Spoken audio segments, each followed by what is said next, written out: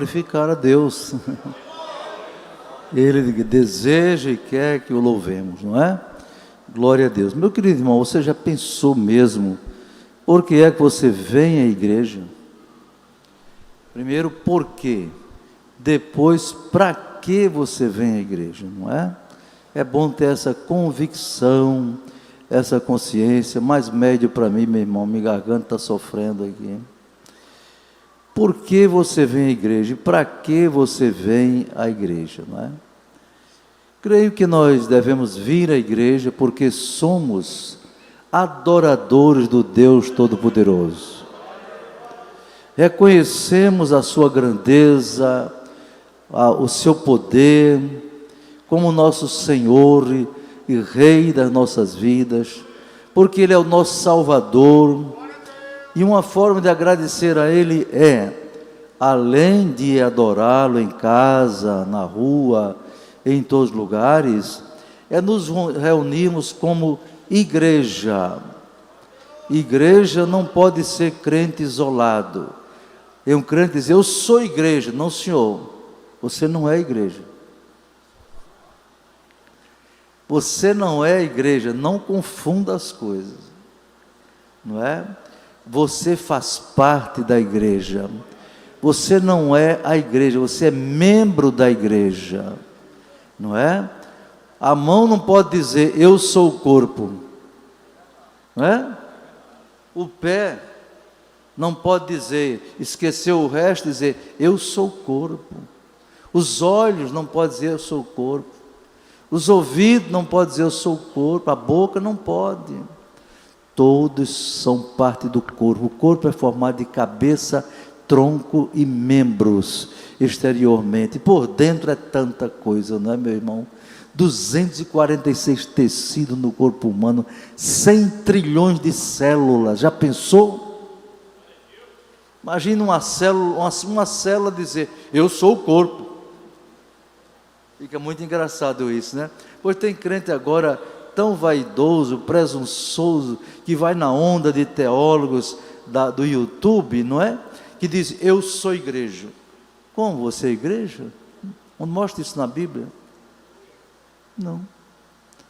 1 Coríntios capítulo 12 responde isso. Nós somos membros uns dos outros, diz a palavra. Está escrito, porque a igreja quer dizer congregação, reunião, comunidade, não é, irmãos? Lembre-se disso, porque tem gente que está entrando na onda do neomodernismo, do pós-modernismo teológico, bíblico, não é? Tirando aquela onda de que são mais do que esses pastores quadrados, etc. Não é verdade? Cuidado, viu? Você vem à igreja porque é grato a Deus, porque você é salvo, não é? Você vem à igreja porque diz como o salmista no Salmo 122, a igreja dá alegria, é motivo de alegria vir à igreja. O salmista diz assim, alegrei-me quando me disseram, vamos à casa do Senhor. Dê glória a Deus por isso, não é? Só sabe a diferença do que é entrar num lugar desse, nas quatro paredes. Tem alguém que diz, a igreja não são as quatro paredes, a igreja não é a placa, não sei o quê. Cuidado, essa gente quer ter um isolacionismo, quer afastar pessoas da congregação, e esta não é a vontade de Deus. Não, meu irmão, cuidado com isso. Nós temos que ter convicção, como disse Paulo, não é? Eu sei em quem tenho crido, louvado seja Deus. Não vai na onda de A e de B, não, serve a Deus com convicção. Por isso o apóstolo disse, não é? Portanto, meus amados irmãos, sede firmes e constantes, sempre abundantes na obra do Senhor, sabendo que o vosso trabalho não é vão no Senhor. Dê glória a Deus por isso. A igreja é a agência de Deus na terra, que representa o seu reino. É a igreja. Mas é a Assembleia de Deus? Não, meu irmão. A Assembleia de Deus faz parte da igreja. A igreja é uma instituição divina, criada por Deus através de nosso Jesus Cristo, formada de todos os salvos em Cristo Jesus, em todos os lugares do mundo, em todos os tempos da história. E você pode ver essa igreja? Não. Ninguém pode ver essa igreja na sua dimensão total. Pode nada. João lá no Apocalipse viu milhares de milhares, milhões de milhões que louvavam ao Cordeiro, dê glória a Deus por isso. Só quem pode ver essa igreja universal, no sentido de ser de todo mundo, é Deus. Você não pode ver a igreja do século XVIII, do século XIX, não, nem do século XX ou XXI, mas Deus vê tudo, sabe por quê? Porque Deus é onisciente, e na sua onisciência, Ele vê todas as coisas, sabe, irmãos, como diz um teólogo, no eterno agora. Para Deus, Ele vê passado, presente e futuro, agora mesmo. Ele está vendo tudo, não é? Você só pode ver agora, nesse minuto do relógio. Amanhã você não sabe, mas Deus vê tudo, em todo tempo, em todo lugar. Dê glória a Deus por isto. Abra sua Bíblia no trecho lido em 1 Timóteo, capítulo 2. Versículo que nós lemos foi o 4. Já vimos que nos versículos iniciais, Paulo exortou, admoestou Timóteo a fazer orações, não é? Deprecações, intercessões, ações de graças por todos os homens, aí pelos reis, por todos os eminentes, quer dizer, as autoridades, prefeitos, governadores, presidentes.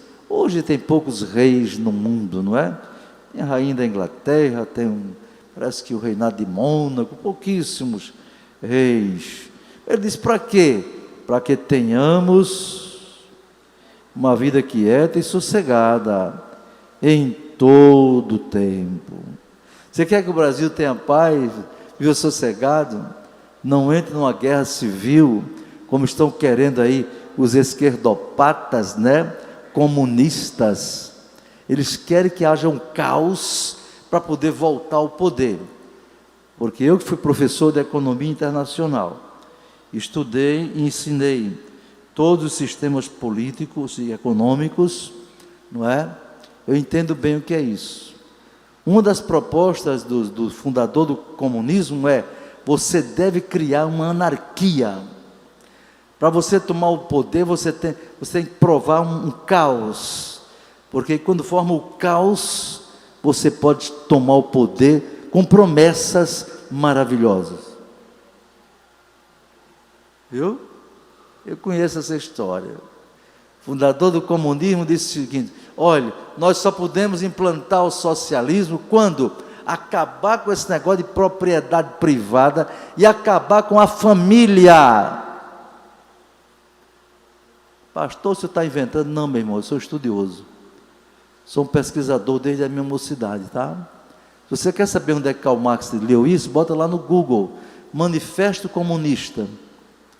Foi o primeiro trabalho dele.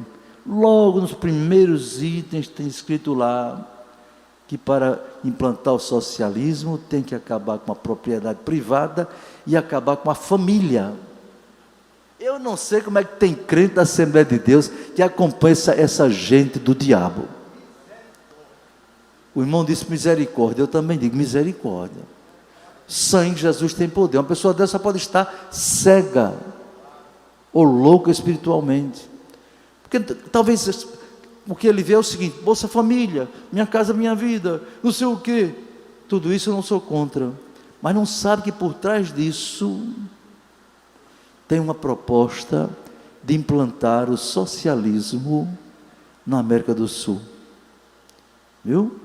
E para implantar o socialismo, o fundador dessa doutrina materialista, não é? Anticristão, ateísta, tem essas propostas. Ele diz que a família não presta, a família é opressão. Um desgraçado, miserável, vagabundo foi o fundador do comunismo. Tão vagabundo que a família dele, de 7 filhos, 4 morreram antes dele.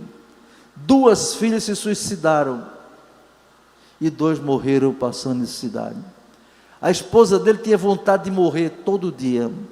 Ele disse isso numa carta ao seu amigo Engels: minha esposa todo dia manifesta o desejo de morrer. Sabe por quê? Pela privação que estava passando. E ele diz nessa carta a Engels: bem-aventurado o homem que não tem família. Tem algum petista aqui?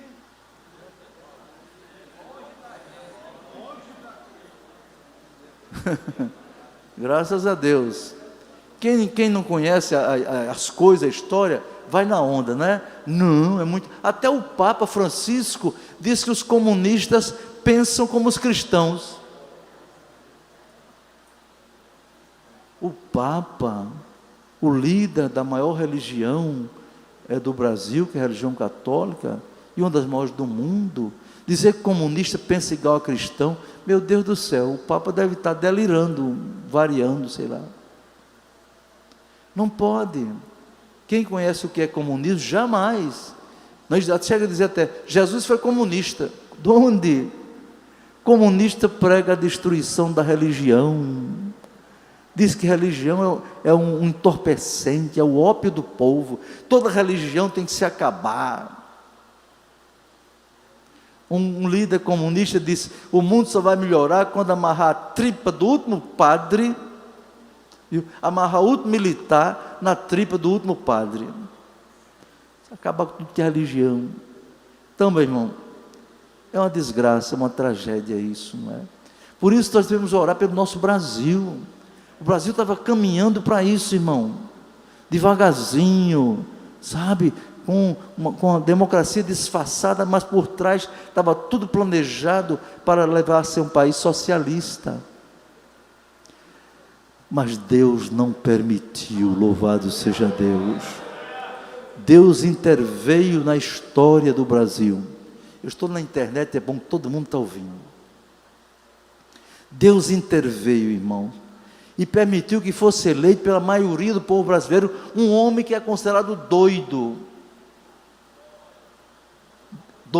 desequilibrado, homem que não tinha condição nenhuma de ser eleito, não tinha televisão, não tinha rádio, não tinha dinheiro, o partido dele só tinha 4 pessoas, não é? E o pobre não pôde nem fazer a campanha, porque no meio de uma campanha meteram a facada nele para matar mesmo. A facada entrou e rodou. O médico disse que aquilo era para matar mesmo. E o homem não morreu. O homem nem fez campanha, não pôde fazer. Quem fez foi seus apoiadores. Por onde? Por esse troço aqui. Redes sociais. Não tem outra explicação, não. Só pode ter sido Deus, irmão. Só pode ter sido Deus. Porque o sujeito não tinha a menor chance. Não tinha, pela lógica, não tinha. Então orem, porque estão querendo derrubá-lo, sabe para quê? Para voltar ao poder, aquela corja que desviou 8 trilhões de reais do nosso dinheiro. Sabia não, irmão? Viu? Se liga, irmão, nas coisas, na história, se atualiza. Entende? Eu não sou de partido nenhum, irmão, nenhum. Se tem um partido que eu sou, de Cristo Jesus, eu sou cristão. Já fui chamado para ser vereador, deputado federal, estadual, senador, vice-governador, prefeito de Parnamirim, fui convidado. Digo, não, o meu lugar é onde eu estou, para servir a Deus. Ali é o meu lugar de ajudar Parnamirim, é lá no púlpito, é ajudando os irmãos, a comunidade, entendeu, irmão? Então temos que orar por todos os homens, como diz Paulo aqui, porque isso é agradável a Deus. Você quer ter uma vida sossegada? Ore a Deus, viu? Ore a Deus pelo país, ore mesmo, né? Ore pela governadora do estado. Tem crente que diz assim, não pastor, não tem que orar por ela não, porque ela é do PT. Eu digo, irmão, você é ignorante, a Bíblia manda orar por todos os homens aqui que estão em eminência. Orar pela governadora, para Deus abençoar, faça um bom governo, tenha paz nesse estado. Não, senhor, Deus não disse, ore só pelos do partido tal. Não, orar por todos os homens, pelo que estão em eminência, autoridade, para que tenhamos uma vida quieta e sossegada, não é, meus irmãos? Diz também no Antigo Testamento, orai pela paz da cidade, porque na sua paz vós tereis paz. Ora pela paz de Parnamirim, para Deus tirar os traficantes, tirar os antes de prostituição, boca de fumo, para o Senhor guardar essa cidade. Sabe, irmãos, quem tem a responsabilidade maior não são eles, não, somos nós. Porque nós somos o Deus Criador, nós temos o Deus Criador do céu e da terra, nós temos o soberano que manda em tudo. E a gente tem que orar. Glória a Deus, não é? Aí Paulo termina essa parte e diz assim, que Deus, que quer tudo isso, Ele quer, o verbo querer, né? Eu quero, tu queres, Ele quer. Está entendendo? É um verbo, meu irmão, transitivo direto, tá? Ele quer, mas o que Ele quer? Ele quer que alguns homens se salvem e cheguem ao conhecimento da verdade, é assim? Não. Ele quer que os escolhidos desde o ventre seja salvo. Está escrito isso? Não. Eu estou sabendo. Dia desse monte de pastor, tem um professor da escola dominical lá na congregação tal, que é o calvinista. Eu digo, professor da escola dominical, ensinando a nossa classe, não pode, irmão. O Deus que esse homem, em que ele creu, ele representa, não é o Deus da Bíblia, não. Não é o Deus da Bíblia, não. Pode estar certo. Aí chamei o dirigente da congregação e disse, irmão, fui informado que o irmão fulano de tal, estou aqui, aqui para ver um negócio, eu quero ver se eu leio para vocês. Viu? O irmão fulano de tal, irmão, ele está ensinando na escola, e esse homem é do tipo do calvinista, meu irmão, do pé roxo, que ele diz até que Deus foi que criou o pecado. Deus é o autor do pecado. Você deixa um homem desse ensinar na classe? Pode não, irmão. Não tem condição. Olha o que a Bíblia diz aqui. Deus quer que todos os homens se salvem e venham ao conhecimento da verdade. Vamos repetir esse versículo todo mundo? 1, 2. Deus quer que todos os homens se salvem e venham ao conhecimento da verdade. Deus quer. Aqui não está dizendo que Ele pensa, não, diz Deus quer. Aqui não diz que Deus imagina, não, diz Deus quer. Deus quer que todos os homens se salvem. Por que é que Ele quer que todos os homens se salvem? Vá comigo para o Salmo 24, versículo 1. Dá um pulinho lá no Antigo Testamento, rapidinho. Abre a tua Bíblia, você precisa ser um bom manuseador da Bíblia. Tem crente, meu irmão, que procura o Salmo lá no início, no Gênesis. Não, é no meio da Bíblia. Gênesis 24, isto é, Salmo 24. Glória a Deus. Versículo 1. Vamos ler comigo? 1, 2. Do Senhor é a terra e a sua plenitude, o mundo e aqueles que nele habitam. De glória. A terra pertence a Deus. Terra pertence a Deus. Mundo significa o ambiente da terra habitável, não é? Tudo pertence a Deus. Por quê? Porque está escrito aqui, porque Ele afundou sobre os mares e afirmou sobre os rios. Do Senhor é a terra, não é? A terra, o mundo e a sua plenitude, tá? E todos que nele habitam. Todo mundo pertence a Deus. Pastor, se todo mundo pertence a Deus, quem não é crente vai ser salvo. Aí é outra história. Mesmo o descrente pertence a Deus.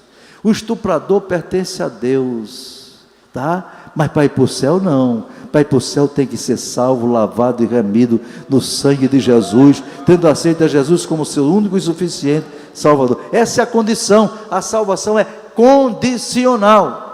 A salvação é para toda a humanidade, mas só tem acesso quem aceita Jesus como Salvador.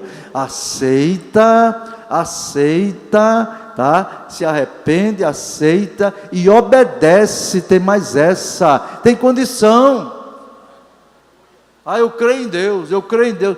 Ótimo, mas a sua crença, se não for uma crença que transforma, uma crença que salva, não vale absolutamente nada. Pois o maior crente, meu querido irmão, não é A nem B. O maior crente é Satanás. Pense num sujeito que é crente, porque ele é crente não pela fé, ele é crente porque veio lá de cima expulso. Ele estava lá com Deus no céu, anjos, arcanjos, querubins, serafins, não é? Seres celestiais, lá no céu, na região celestiais. Ele era o querubim ungido, está escrito, querubim ungido para proteger. Mas o maligno achou de querer ser igual a Deus, tomar o lugar de Deus, disse: ei, desce, cai fora daqui, né? Aí mandou ele ficar no espaço, e quando Deus criou a terra, ele achou tão bonito o planeta Terra que veio para cá. E aí, quando ele viu o homem criado a imagem e semelhança de Deus, disse: não, esse cara, não, está tomando meu lugar, eu que queria esse lugar aí de ser semelhante a Deus. Aí ele passa e fez esse casal aí, deixa comigo. E Deus fez o homem dotado de livre-arbítrio, não é? Aí o diabo tentou, a mulher caiu, o homem caiu, e a desgraça veio para o mundo todo. Essa é a tragédia da humanidade por causa do pecado. Mas Deus quer que todos os homens se salvem e venham ao conhecimento da verdade. Você deve sair com isso aqui nos seus ouvidos, até você pegar no sono. Deus quer que todos os homens se salvem. Deus quer que alguns homens se salvem. Não está escrito isso na Bíblia, nem Bíblia nenhuma, nem na evangélica, nem católica, não, senhor. Em francês ou em inglês, tudo é isso aqui. Deus quer que todos os homens se salvem e cheguem ao conhecimento da verdade, viu? É isso que Deus quer. Essa é a palavra de Deus esta noite, não é? Deus quer que todos os homens, diz aqui todos os homens. Homem aqui não quer dizer só do sexo masculino, não. Homens aqui é um termo genérico para o ser humano. Ser humano. Quando Deus criou o homem, a sua imagem, a imagem de Deus criou, não foi só o macho, não. A mulher também estava incluída aí. O ser humano foi feito à imagem de Deus. O homem foi criado no primeiro dia, não é? A mulher também foi criada no primeiro dia, sabia? No sexto dia, aliás, da criação. Mesmo dia que o homem foi criado, a mulher também. O capítulo 2 apenas explica como foi a criação da mulher. O capítulo 1 de Gênesis tem como foi criado, do pó da terra, quer dizer, da substância da terra, dos elementos químicos da terra. Nunca prega aquela ideia infantil de que Deus meteu a mão no barro. Olha, Deus pegou a mão, fez um monte de barro, pegou um anjo servente de pedreiro, mandou um anjo trazer barro, depois mandou misturar com água e mexeu com a enxada lá, aí meteu a mão no barro e fez... Não, senhor, Deus não é artesão, não. Deus é um Criador sublime, maravilhoso, sobrenatural. Deus pegou dos elementos químicos que há na terra, no pó da terra, tá? E manipulou, combinou os elementos químicos, não é? Hidrogênio, oxigênio, amônia, carbono, não sei o que, ferro, lítio, magnésio, tudo isso aí, meu irmão, ele combinou de uma maneira que os cientistas não sabem explicar. Os cientistas sabem que tem isso, mas não sabem como foi que foi combinado, não sabe.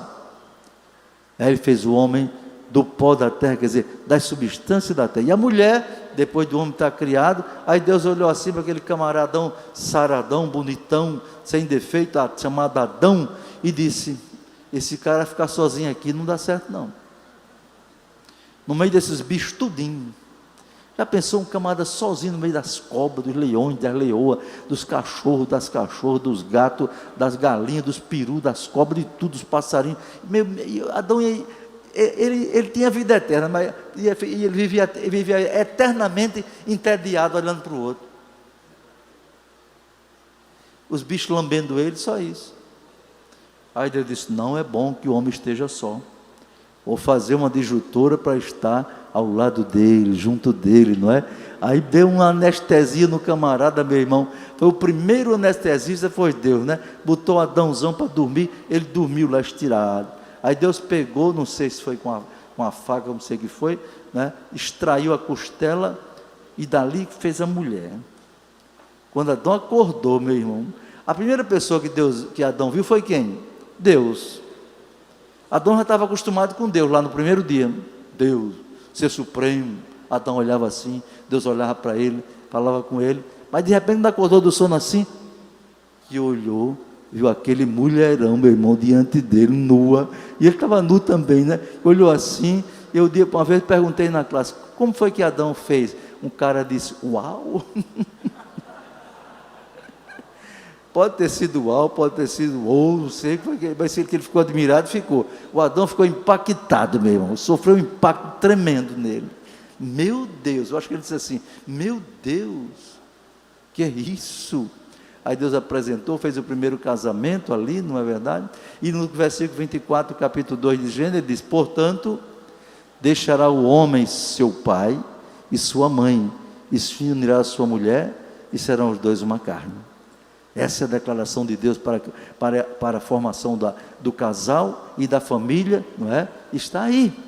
Então, do Senhor é a terra, Ele criou tudo, criou o homem, criou o ser humano, e dotou esse ser humano de livre-arbítrio, meus irmãos, entendeu? Ele quer que todos se salvem, viu? Vamos ler um versículo bíblico, Ezequiel 18, 23, porque quando a Bíblia diz, Deus quer que todos os homens se salvem, contraria frontalmente a doutrina calvinista. O calvinista diz mesmo, não tem para onde correr, ou moderado, calvinista moderado, ou calvinista radical, não adianta, todos eles entendem que Deus não quer que todos sejam salvos, não. Engraçado que eles exaltam a soberania de Deus, mas só para os eleitos, sabe? Aqui, por exemplo, anotei um autor interessante, meus irmãos, que ele diz o seguinte, sabe? Sou contra qualquer calvinismo e qualquer teologia que tenta impugnar a bondade de Deus em favor da soberania absoluta, levando à conclusão de que o mal, olha só, irmão, o mal, o pecado e todos os horrores da história humana foram planejados e tornados certos por Deus. O calvinista diz que o pecado foi Deus quem criou, o mal foi Deus quem criou, toda tragédia é criada por Deus. Vocês acham que esse é o Deus da Bíblia, irmãos? Hein? Esse é o Deus da Bíblia? Não, senhor. Não, senhor. O mal existe porque o diabo, o autor do mal, teve permissão de Deus para agir sobre o homem. Isso aí é verdade, ele teve permissão. Mas ele teve permissão, mas Adão e Eva estavam muito bem instruídos por Deus. Vocês podem comer de toda a árvore do jardim, toda, milhões, só não comam daquela. Aquela é a árvore da ciência do bem e do mal, estava no meio do jardim. Se que era aquela árvore, irmão, era o meio de prova. Mas provar o quê? Deus já sabia que o homem ia cair, porém, ele levou o seu plano adiante, mesmo sabendo que o homem ia cair, porque ele resolveu criar um ser, a sua imagem e a sua semelhança. E o homem, para ser semelhante a Deus, eu pergunto a vocês, Deus pode fazer o que Ele quer ou não? Hein? Pode. Deus pode fazer o que Ele quer, e pode deixar de fazer o que Ele não quer. Isso se chama autodeterminação, isso se chama livre vontade ou livre-arbítrio. O homem, para ser semelhante a Deus, tinha que ter esse livre-arbítrio. Se ele não tivesse livre-arbítrio, ele seria um fantoche de Deus, aquele bonequinho que tem uns fios assim, que puxa e mexe para lá e para cá, seria fantoche de Deus, entendeu? Polichinelo de Deus. Não, meu irmão, Deus não fez o homem assim não, fez o homem à sua semelhança. Agora, Deus deu liberdade a Adão e Eva, mas disse, as consequências virão, se vocês me desobedecerem. E eles desobedeceram a Deus, desobedeceram sim. Deus podia não ter deixado eles cair, mas não impediu, porque Deus quis que o homem, o ser humano, fosse criado na terra para servir a Deus, não por imposição de Deus, mas por vontade própria. conscientemente, voluntariamente. Esse é o nosso Deus, meus irmãos. Dê glória a Deus por isto, não é? Deus não obriga ninguém. Ele obriga em alguns casos, quando Ele quer. Se Ele tem uma vontade específica para um certo propósito dele, saia da frente, porque Ele passa por cima mesmo.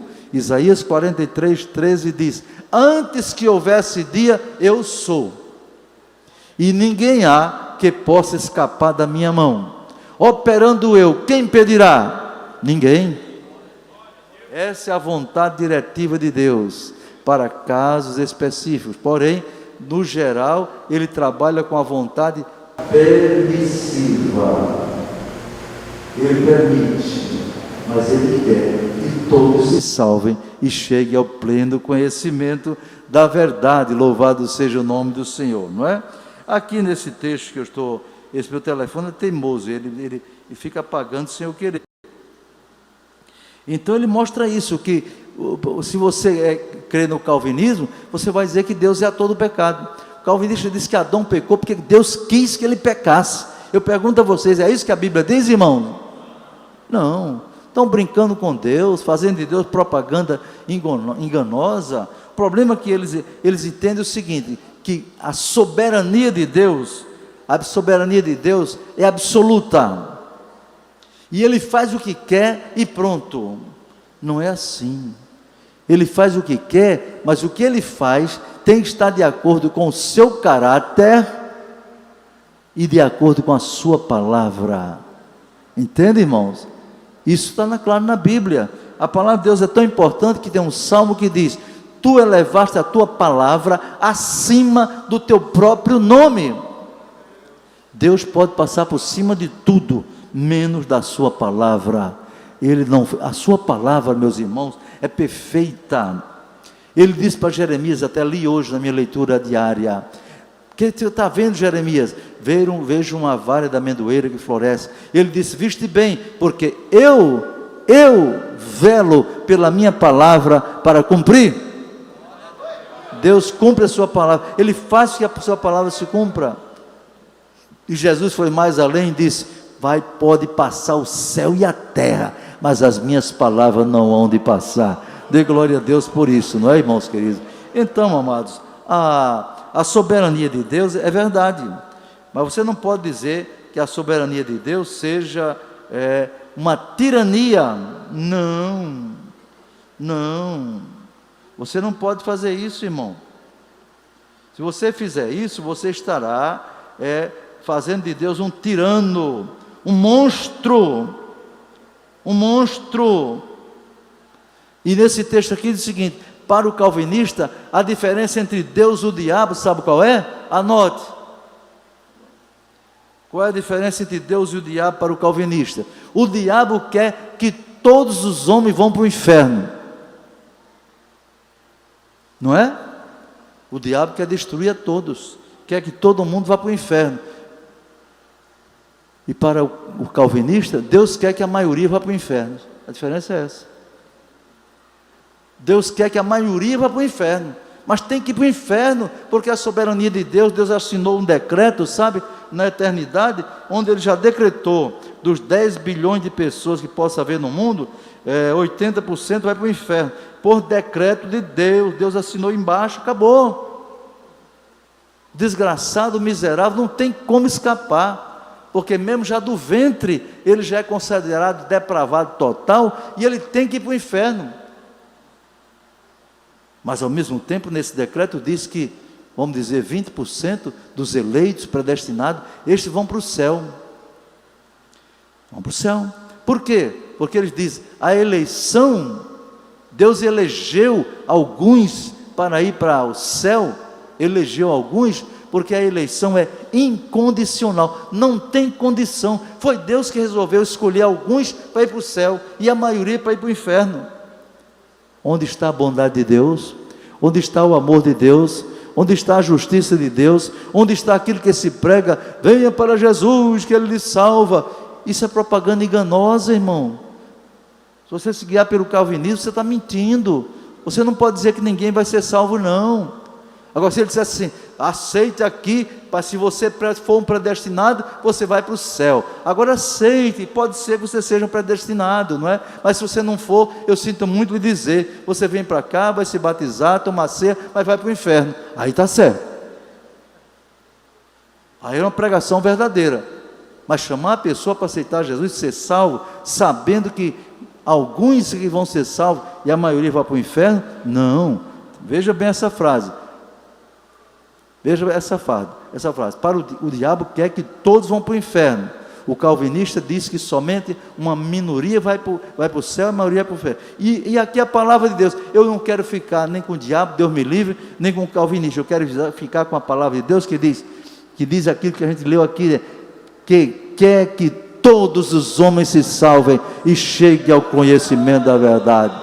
Essa é que é a diferença entre Deus. Enquanto o diabo quer que todo mundo vá para o inferno, Deus quer que todos se salvem. Agora, leia João 3,16 comigo.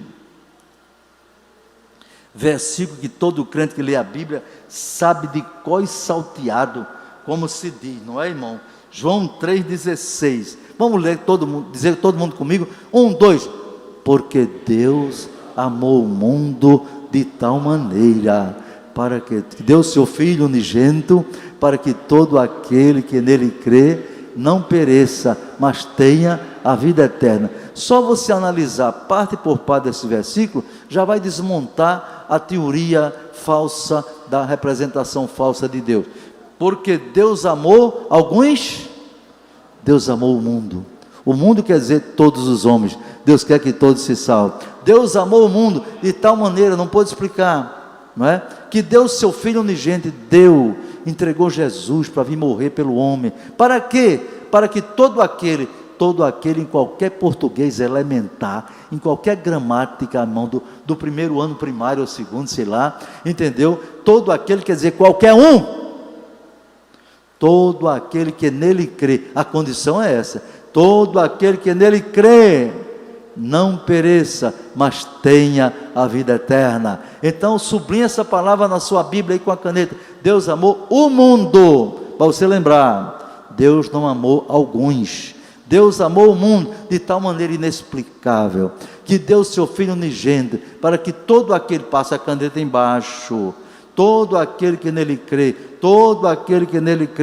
esta é a condição, não pereça, mas tenha a vida eterna. E Jesus, quando foi despedido dos discípulos, em Marcos 16, 15, 16, disse: ide por todo o mundo, pregar o evangelho aos eleitos, não, pregar o evangelho a toda criatura. Quem crê e for batizado será salvo, quem não crê será condenado.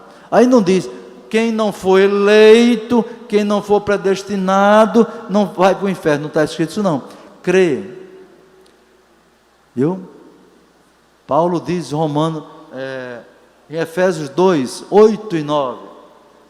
Porque pela graça sois salvos. É pela graça. A fonte é a graça. Olha, a fonte é a graça. Graça quer dizer favor não merecido. Nenhum homem merece ser salvo. Aí o calvinista diz, não, o homem não pode fazer nada para ser salvo. Não pode fazer nada em termos de graça, graça salvadora. Porém, ele tem que fazer a sua parte sim. Jesus não obriga ninguém a aceitá-lo, não com a sua vontade soberana, não, Senhor. A vontade soberana dele, soberanamente ele quer que todos os homens se salvem e cheguem ao conhecimento da verdade. Entende, irmão? Então, pela graça sois salvos. Agora o meio, qual é o meio? Por meio da fé. Por meio da fé. Que fé é essa? O calvinista diz, não, você não tem fé não. Você é tão desgraçado que você não tem fé, você não pode fazer nada. Deus já está no pacote pronto. É o pacote pronto, está aqui, ó. A salvação eu lhe dou, a fé eu lhe dou, a perseverança eu lhe dou, a santificação eu lhe dou, tudo eu lhe dou. Você não precisa fazer nada. Você pode ser preguiçoso como quiser, deixa que eu faço tudo. Não, Senhor. Não, Senhor. Efésios 2, 8 e 9. Porque pela graça sois salvos por meio da fé, é a fé em Jesus. Isso não vem de vós, isso o quê? A salvação é dom de Deus, não vem das obras para que ninguém se glorie. Aí o versículo seguinte diz: mas Deus preparou as boas obras para que andássemos nela. Você é crente, é salvo, não é pelas obras, você tem a obrigação de praticar boas obras. Obras de salvo, entendeu, meu irmão? O crente não pratica boas obras para ser salvo, mas porque é salvo. É o bom testemunho, é o que você tem que fazer, em benefício seu e da família e das outras pessoas. Entende, irmão? É assim que você desmonta essa estranha doutrina que faz de Deus um tirano cruel, monstruoso, que não aceitaria jamais um homem ser tão cruel como esse Deus na representação calvinista. Certo? Eleição de Deus apenas para alguns para a salvação é injusta, porque insistir que a justiça demandaria a punição eterna de todos os pecadores.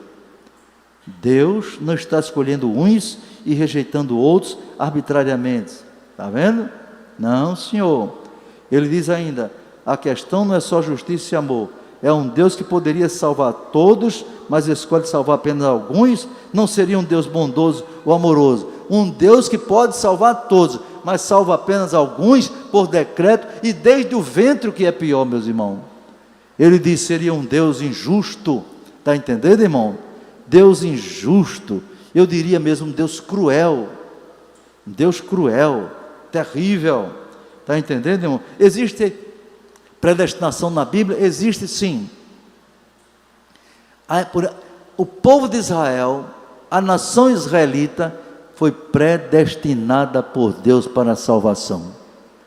Mesmo os judeus tendo feito tudo que fez, rejeitando a Deus, sabe, Deus predestinou aquela nação para ser a nação eleita, a nação de Deus, por causa das suas promessas que Ele fez a Abraão, Isaque e Jacó. Está entendendo, irmãos?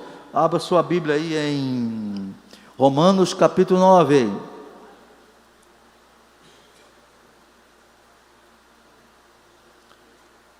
Romanos capítulo 9, esse capítulo 9 de Romanos, o calvinista usa muito para dizer que a soberania de Deus, Ele salva quem Ele quer.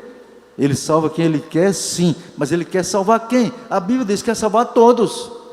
Se Ele é para salvar quem Ele quer salvar todos. E se Deus é soberano, como Ele diz, por que Ele não salva logo todos?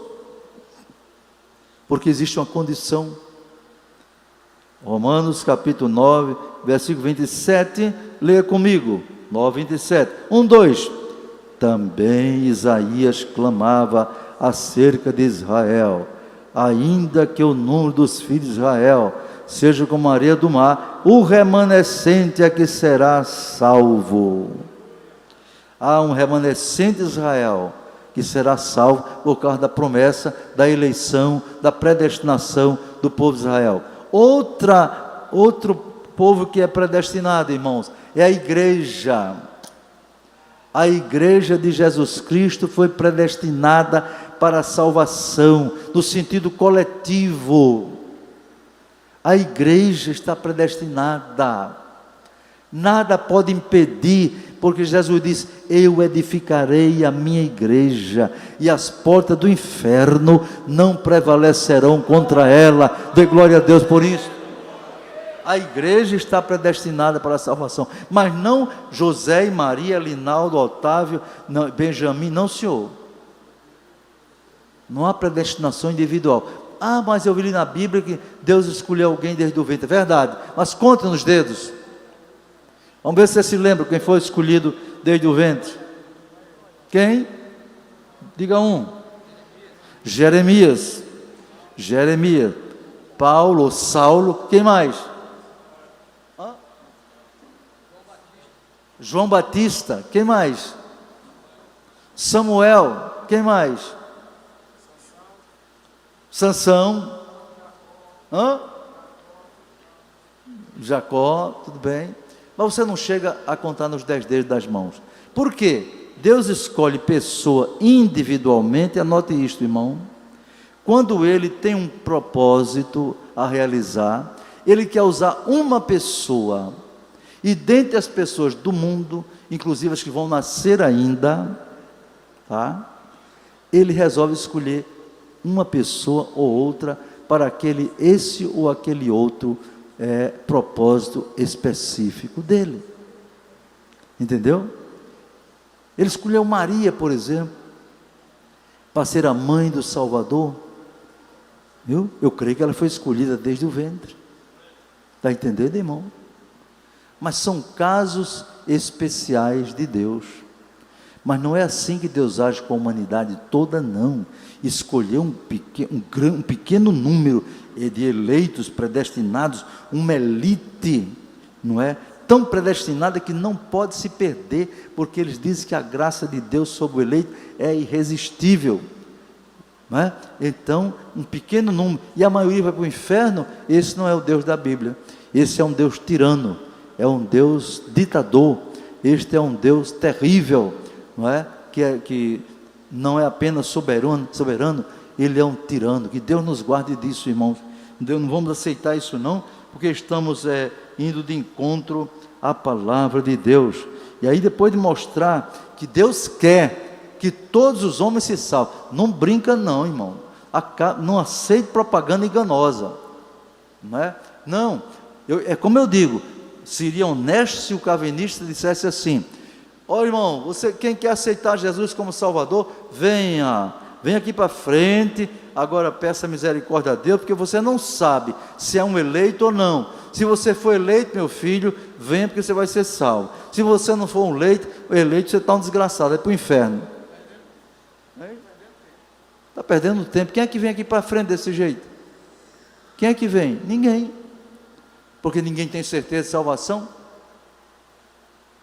Não. Paulo diz em Romanos 1,18, porque diz Romanos 1,18, nós que somos salvos, entendeu? Somos salvos, aleluia, aleluia. Vamos ler outro versículo da Bíblia, é Tito, deixa eu ver aqui, meu irmão, Tito capítulo 2, versículo 11, Tito 2 e 11, lá um pulinho mais para frente, né? Timóteo, depois de Timóteo vem Tito, não é isso? Tito 2 e 11, Tito 2 e 11, já que a salvação é pela graça, vamos ler Tito 2 e 11, quem achou, diga amém. Leia comigo, 1, 2, porque a graça de Deus se há manifestado, trazendo salvação a todos os homens, amém, meus irmãos? Está aí mais um versículo para você anotar, trazendo salvação a todos os homens. Agora vamos ler o 12, vamos ler o 12, vamos ver o 12 para dizer que a graça de Deus veio para todos os homens. Agora vamos ver se a pessoa é eleita. O 12, 1, 2, ensinando-nos que, renunciando à impiedade e às concupiscências mundanas, vivamos neste presente século sóbria e justa e piamente. O 13, aguardando a bem-aventurada esperança e o aparecimento da glória do grande Deus e nosso Senhor Jesus Cristo, aleluia. Vamos ler o 14, o qual se deu a si mesmo por nós, para nos remir de toda a iniquidade e purificar para si um povo seu, especial, zeloso de boas obras. Dê glória a Deus por isto. Então a graça se há manifestada a todos os homens, mas diz que temos que renunciar à impiedade. Temos que renunciar à impiedade, toda concupiscência, tudo que não presta, temos que deixar isso para lá, entendeu? Aí você vai para Hebreus 12, 14, diz: segui a paz com todos e a santificação, sem a qual ninguém verá o Senhor. Não diz que é eleito ou não é eleito, não. Se não tiver santificação, não interessa, não verá o Senhor, não é?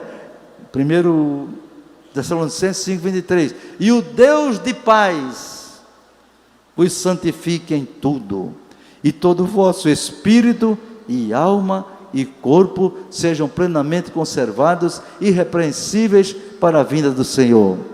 Entendeu, irmão?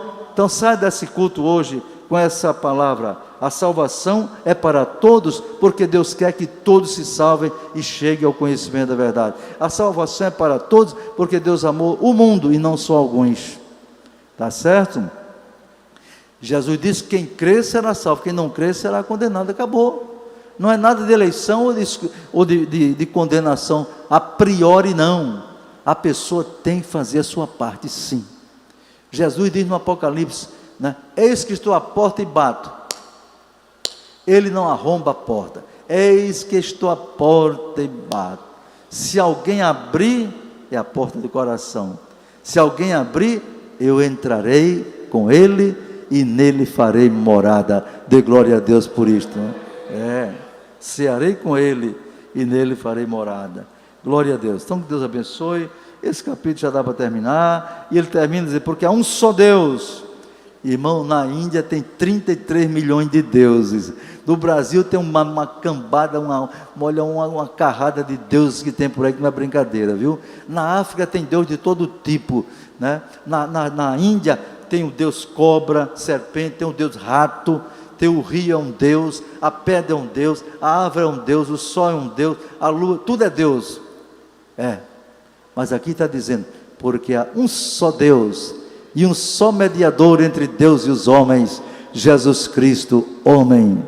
Querido, mas vamos dar mais uma olhadinha para terminar fechando com chave de palavra. Ezequiel 18, 23.